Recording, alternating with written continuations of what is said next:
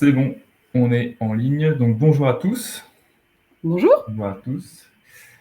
Alors,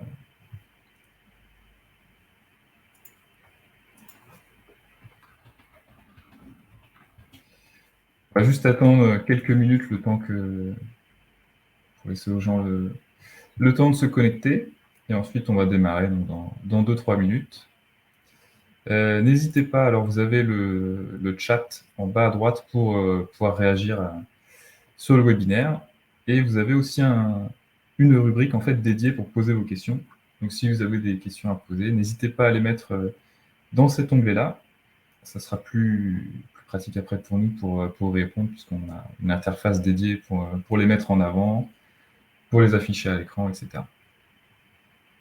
Donc n'hésitez pas.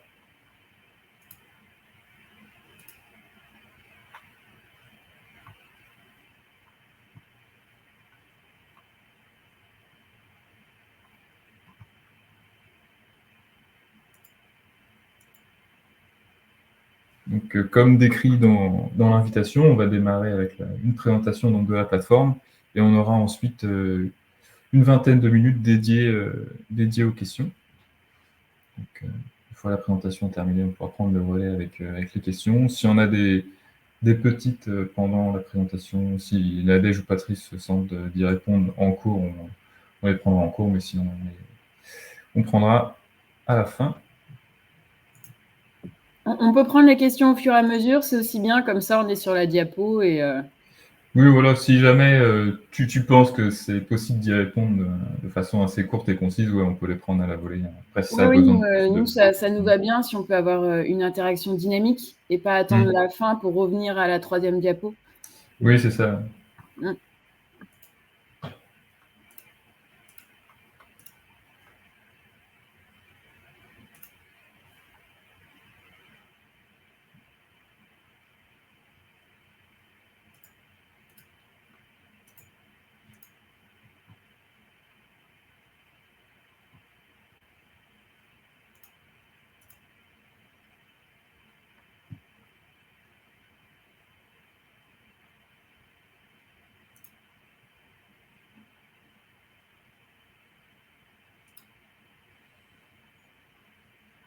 Ok, moi ça fait 2-3 minutes.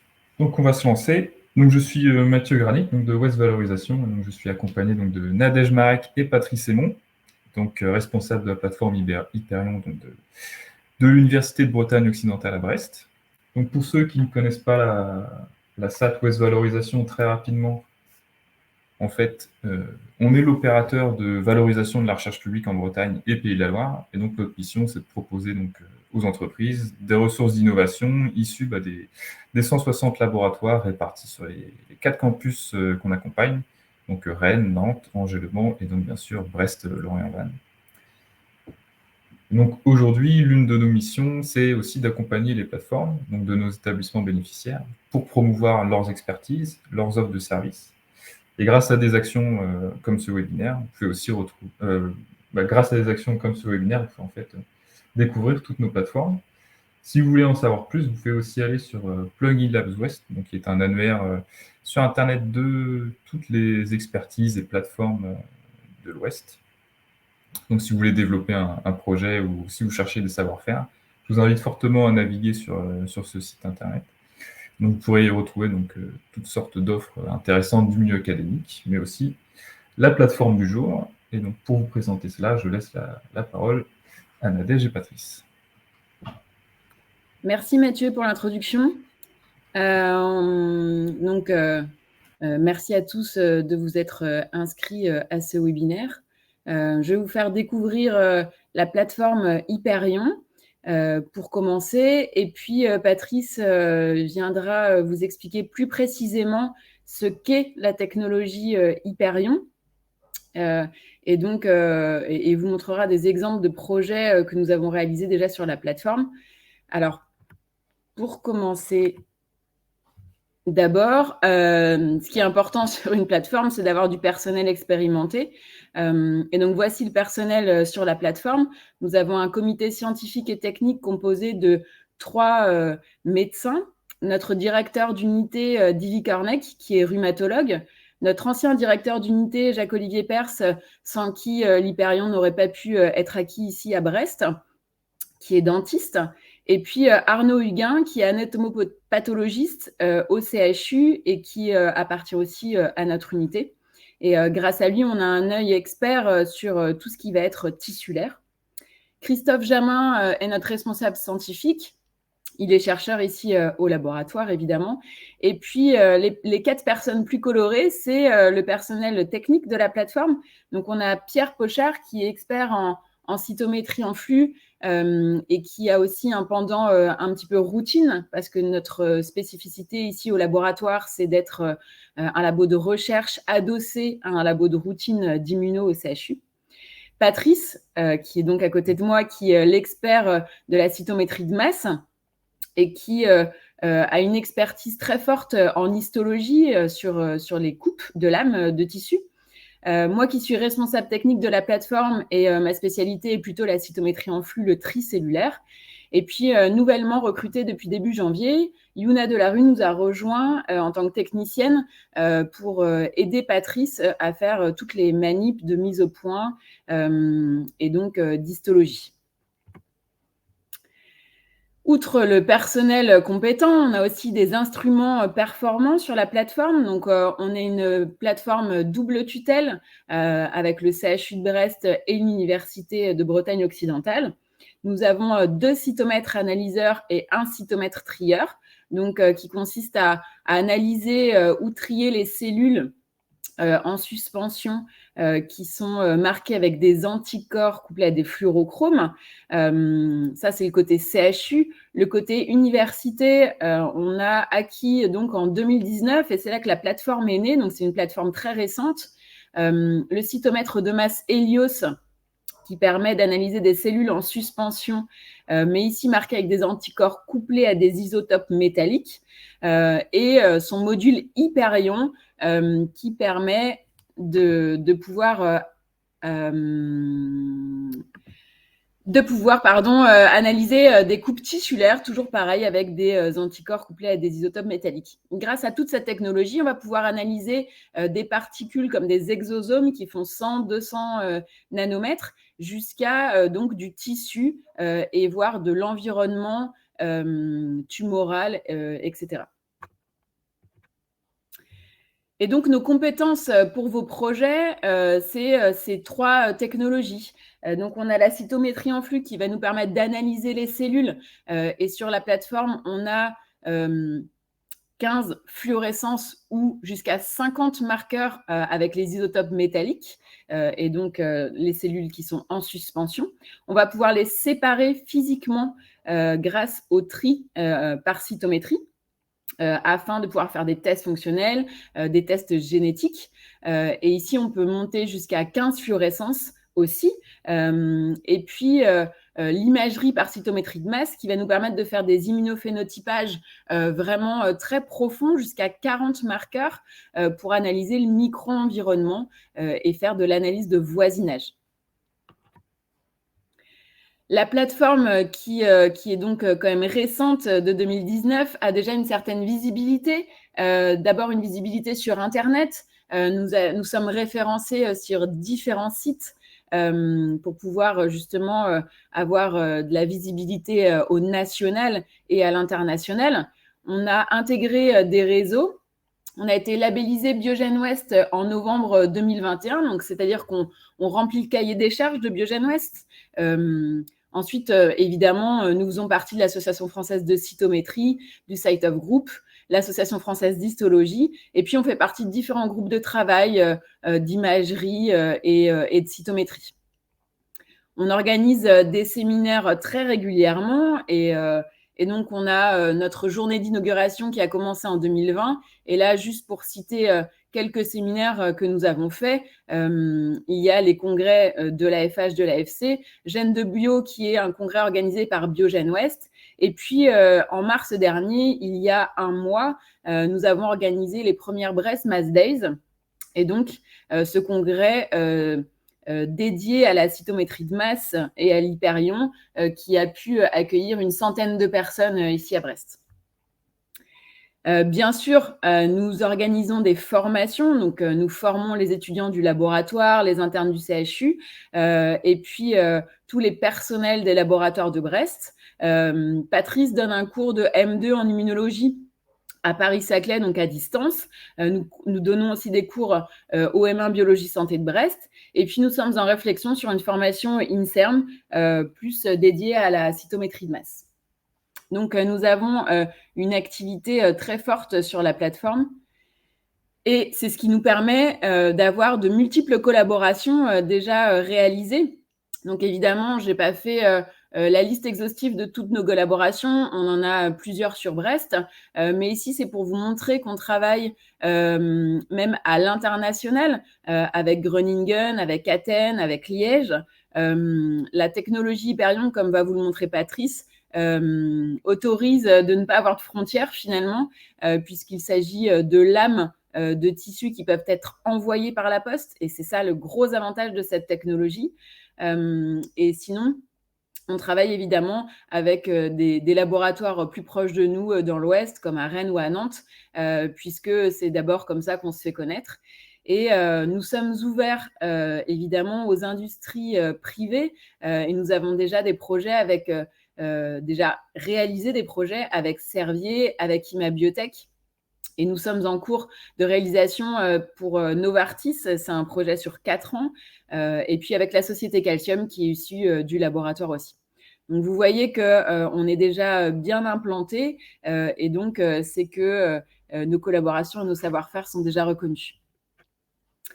Et toutes ces collaborations amènent donc à des publications. On a plusieurs publications qui sont déjà sorties et qui nous permettent aussi d'augmenter cette visibilité, dont la première publication française sur l'Hyperion avec Aïda, une collaboration avec Aïda Megraoui de l'IPMC sur de la dermato. Et pour rentrer un peu plus dans le vif du sujet et dans la science, c'est clair que l'imagerie multiparamétrique s'est démocratisée ces derniers temps. Plusieurs systèmes sont accessibles actuellement sur le marché. Et donc, il y a 3 types d'imagerie multiplexée. Il y a la première slide, la première zone dans le tableau, c'est par exemple le CellDive qui est présent chez H2P2 ici à Rennes, et donc qui est une technologie qui fait appel à des anticorps couplés à des fluorochromes. Et donc, on va avoir des cycles qui vont permettre de révéler ces marquages 3 par 3. Ensuite, au centre, le codex, qui est présent chez Micropixel à Nantes, sur une plateforme aussi, qui là permet aussi de faire du multiplexage. Ici, les anticorps ont la spécificité d'avoir des rapporteurs ADN, et donc le marquage se fait en une seule fois. Par contre, la lecture se fait aussi de façon cyclique avec une révélation 3 par 3. Et puis, il y a ce que nous proposons, qui est donc l'Hyperion, l'imagerie de masse par cytométrie, où on va faire un marquage avec jusqu'à 40 marqueurs actuellement, 40 anticorps, couplés à des isotopes métalliques. Et la lecture se fait en une seule fois. Et là, on va vous montrer, on va vous décrire un peu plus cette technologie. L'inconvénient, c'est que c'est une acquisition qui peut être un petit peu longue et qu'on ne va pas analyser des lames entières. En général, on va choisir des zones qu'on appelle des ROI, donc des zones d'intérêt. L'avantage majeur, c'est que grâce à la spectrométrie de masse, on ne travaille pas en fluorescence. Et donc, on n'a pas d'autofluorescence du milieu, on n'a pas de cycle pour regarder que tous les anticorps, enfin tous les fluorochromes sont bien décrochés des anticorps. Nous, on fait tout en une fois, donc on a cet avantage-là aussi.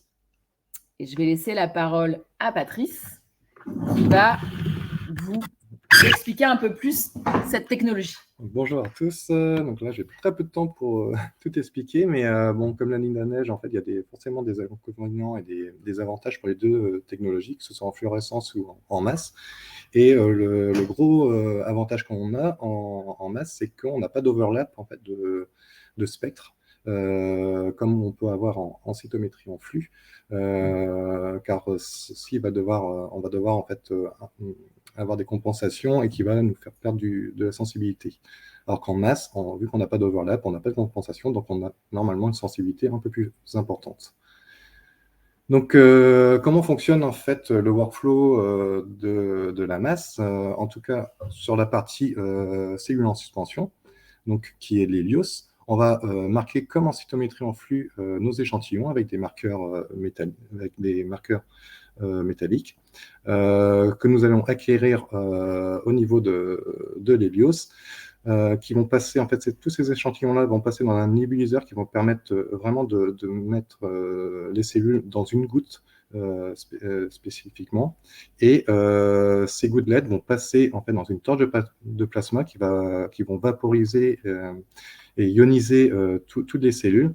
Ensuite, ce nuage d'ion va rentrer en fait dans un quadrupole qui vont permettre vraiment d'éliminer tous les éléments qui sont inférieurs à 75 comme le fer, l'aluminium, etc.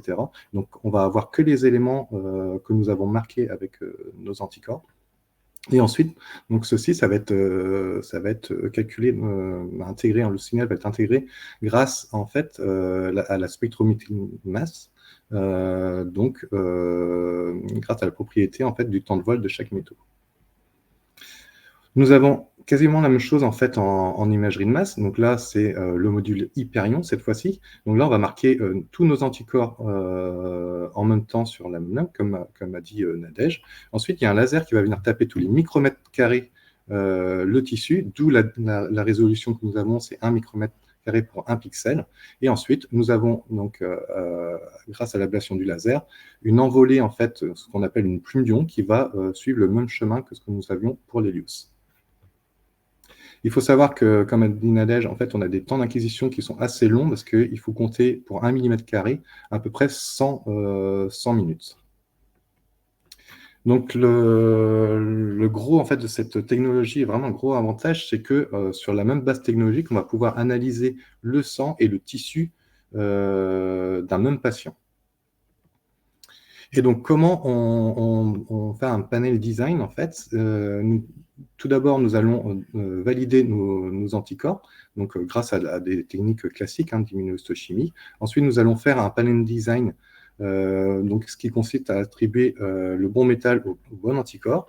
Ensuite, nous allons coupler nos anticorps aux métaux et nous allons faire la titration des anticorps pour avoir la concentration optimale. Donc, le workflow d'analyse est assez long. Il faut savoir que quand on arrive en imagerie multiplexée, que ce soit pour l'Hyperion ou que ce soit pour d'autres technologies, nous commençons à avoir vraiment un flux d'informations très important et donc un temps d'analyse qui peut être plus ou moins important. Donc, ce que nous avons au laboratoire, nous avons un logiciel qui est payant, Visiopharm, mais nous développons aussi en interne, grâce à Yvonne Scuyer, qui est une étudiante ici au laboratoire, un logiciel propre au laboratoire et qui permet maintenant jusqu'à de l'analyse en fait, des tissus. Alors, le gros challenge qui a été durant ces 5 dernières années, c'était la segmentation cellulaire. Qu'est-ce que c'est la segmentation cellulaire? C'est de pouvoir extraire l'information de chaque cellule du tissu. Et donc, pour cela, donc, vous voyez ici une image brute. Et ensuite, donc, grâce à des différents algorithmes, nous arrivons à identifier les membranes et les noyaux de chaque cellule et donc de créer un masque de segmentation. Et ensuite, ici, vous voyez un overlap en fait, entre l'image brute et l'image segmentée. Donc, l'Hyperion peut s'appliquer à différentes applications, telles que l'immunologie et l'auto-immunité que nous développons ici au laboratoire. Nous avons également plusieurs projets cancer avec quelques collaborations et une étudiante ici au laboratoire. Et comme vous a dit Nadège, nous avons fait une application en dermatologie qui nous a permis d'avoir la première publication française avec cette technologie. Donc, je vais vous passer très rapidement sur les différents projets que nous avons ici au laboratoire. Donc, un premier projet qui est à utiliser en fait les deux modules de notre technologie Hyperion. Donc, le module SiteOf pour analyser les cellules sanguines. Et donc, l'étudiante ici au laboratoire avait découvert, grâce à un panel d'anticorps, une population en fait de lymphocytes B, NARB+, pardon. Et donc, quand elle a trouvé cette sous-population, elle a voulu savoir si elle retrouvait cette population dans le tissu. Et il apparaît que donc elle a développé un autre panel pour l'imagerie, et il apparaît qu'elle a retrouvé en fait ces cellules à différents endroits selon le tissu utilisé. Ensuite, ici, c'était le projet d'une autre étudiante sur le cancer colorectal, et donc qui a permis d'identifier des stades de maturation, des TLS, dans ce type de cancer-là. Ensuite, je vais vous montrer, mais vraiment très rapidement, un projet interne, parce que nous avons très peu de temps. En fait, c'était donc un des premiers projets que nous avions sur le syndrome de Sjögren, qui est une maladie auto-immune et qui est caractérisée par un infiltrat des glandes salivaires par des lymphocytes. Donc, c'est caractérisé par une hyperactivation des lymphocytes B, et ce qui est caractéristique des patients de Sjögren, c'est que quand il y a la présence d'auto-anticorps anti-SSA, ceci est associé à un profil plus actif de la pathologie. Donc, ce qui avait été décrit dans la littérature, c'est qu'on avait un influx de lymphocytes T, B, dendritique à partir du sang au niveau du tissu, mais on ne savait pas encore quels étaient les facteurs qui permettaient l'influx de ces différentes sous-populations. Et donc, nous avons développé donc, un panel sur du sang et un panel sur du tissu. Et ce que nous avons pu avoir grâce à une cohorte importante qui était de 40 patients Sjögren et 30 donneurs sains et quelques prélèvements de tissu, nous avons développé ce grand panel d'immunophénotypage pour caractériser l'ensemble des sous-populations leucocytaires dans le sang. Et nous avons pu identifier s'il y avait des variations dans le pourcentage et le nombre de ces sous-populations au niveau du sang comparé avec des contrôles. Donc, il apparaît que nous avons vraiment des grosses différences entre des patients Sjögren et des contrôles. Et ce qui nous intéresse le plus au laboratoire, ce sont les lymphocytes B, ce que nous s'appelle lymphocytes B et auto-immunité. Et donc, nous avons pu identifier des sous-populations de lymphocytes B, ici, switch memory, qui étaient diminuées très largement dans le sang dans des patients qui avaient un Sjögren très actif.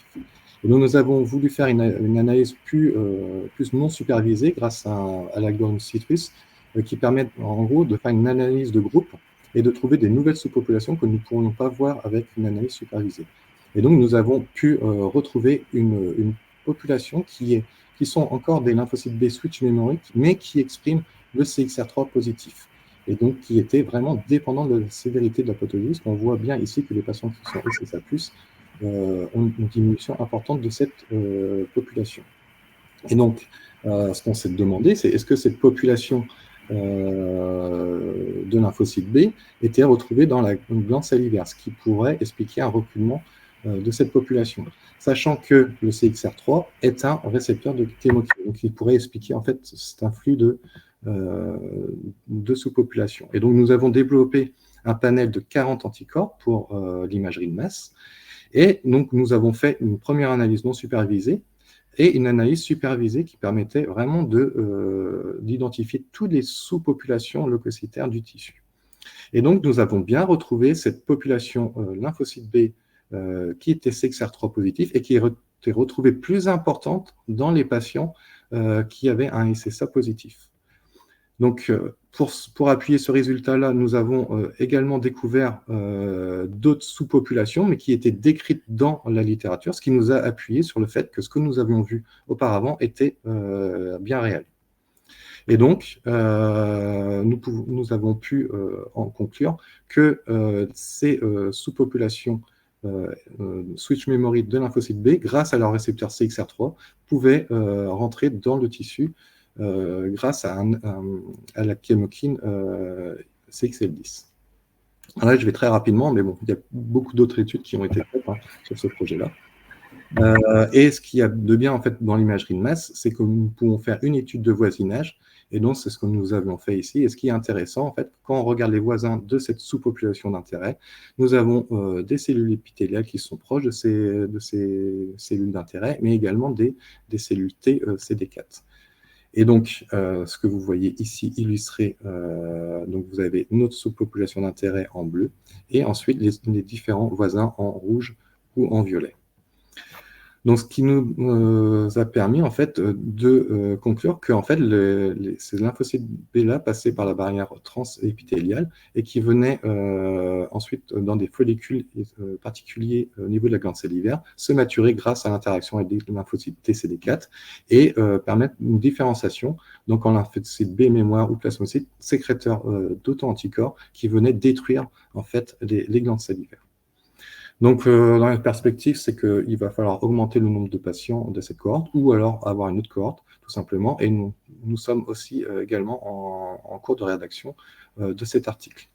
Et donc, ce que va permettre l'Hyperion, c'est de prédire les maladies et leur évolution, de faire des diagnostics de sous-entités cliniques, d'améliorer la prise en charge thérapeutique, de prévenir des effets secondaires et de la morbidité, et ainsi de favoriser le développement de nouveaux essais cliniques et dont Nadège vous a parlé. Nous sommes actuellement dans un gros essai clinique qui dure 3 ans avec la société Novartis. Voilà, je vous remercie de votre attention et si vous avez des questions, n'hésitez pas. Merci Nadège, merci Patrice. Donc voilà, soyez pas timides, n'hésitez pas à poser vos questions dans le chat ou dans la rubrique dédiée. En attendant, moi je vais peut-être me lancer. Et du coup, vous avez donc un catalogue important d'anticorps, mais du coup, il vous est possible d'en développer sur demande en fonction des projets? Oui, oui, tout à fait. C'est ce qu'on fait tout le temps, quasiment. À chaque projet, Ouais, on a effectivement besoin de répondre à la demande du chercheur, quoi. Donc, on a vraiment un gros catalogue d'anticorps que nous avons déjà développé aussi au laboratoire. Et à chaque demande de projet, voilà, on met tout en place en fait pour pouvoir développer des projets, de nouveaux anticorps qui pourraient être utilisés par tout le reste de la communauté, en fait. D'accord. Et donc, comment on fait pour vous solliciter en cas de collaboration? Est-ce que vous avez un processus particulier? Il faut nous contacter par mail, soit sur notre adresse générique Hyperion en allant chercher sur notre site internet, soit directement moi, Patrice. De toute façon, on est dans le même bureau, donc on communique. Et l'idée, c'est d'entrer dans une démarche de communication. En général, on fait une visio pour vraiment soit représenter la technologie, pour aussi mieux comprendre ce que le chercheur souhaite et en quoi on peut le répondre à ces questions. Et puis ensuite, on passe par la SAT pour faire un contrat de collaboration. Alors, je vois qu'on a une question de Sandra Roblet. Hop. Alors, est-ce que les tissus cerveau-poumon-côlon doivent être fixés? Si vous faites la paraffine, de toute façon, vous n'avez pas de choix. Il faut forcément fixer votre tissu. Si vous faites des projets en congelé, non, pas forcément. Après, je sais que le cerveau, c'est assez compliqué de l'inclure même en congé en ECT. Il me semble qu'il faut quand même passer par des étapes de fixation. Peut-être que je peux me tromper, parce que nous, on fait quasiment ici que de la paraffine. On a quelques projets en congelé, mais c'est très rare, en fait. Comme je disais, ouais, la paraffine, c'est vraiment quelque chose de très simple, en fait, parce que les blocs sont conservés, on peut faire des études rétrospectives. Et puis, envoyer une lame avec une coupe de paraffine par la poste, c'est vraiment très, très simple. Travailler en congelé, c'est ça. Il y a le côté température qui est beaucoup plus complexe, il faut couper sur place, etc. Donc, c'est beaucoup plus complexe que la paraffine. C'est pour ça qu'on est parti. Il y a plus de contraintes. Oui. Comment ? Il y a plus de contraintes. Oui. Exactement, c'est pour ça qu'on est parti sur ça aussi. Après, c'est possible de le faire. Hein. C'est pas... voilà, on est ouvert à tout. Hein. On travaille sur la souris, sur l'humain. Pour l'instant, ça s'arrête à ça, mais... Okay. J'espère que vous êtes satisfait de la réponse et que c'est bon pour vous. Hop.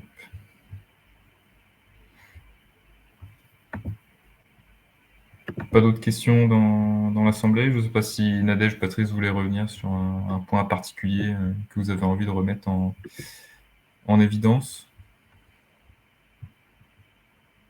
Mis à part que ce qu'on essaye de faire, en tout cas, c'est d'être au plus proche de ce que les chercheurs souhaitent et de bien cibler leurs questionnements pour pouvoir y répondre avec notre technologie.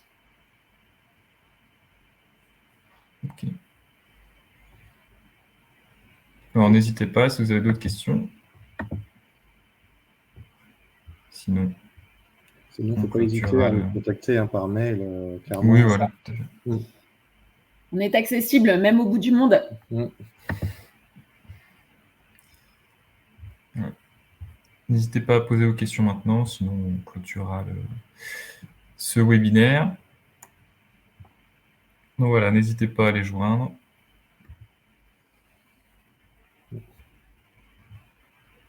Pas d'autres questions. Bon, bah, si c'est OK pour tout le monde, on va clôturer ici. Donc, merci à tous. Et donc, voilà, n'hésitez pas à les contacter. Vous pouvez aussi nous contacter, nous, la SAT, avec les adresses qui étaient fournies dans la slide précédente. À nous suivre sur Plugin Labs si vous voulez rester au courant de toutes les offres de compétences et expertises qui sont disponibles.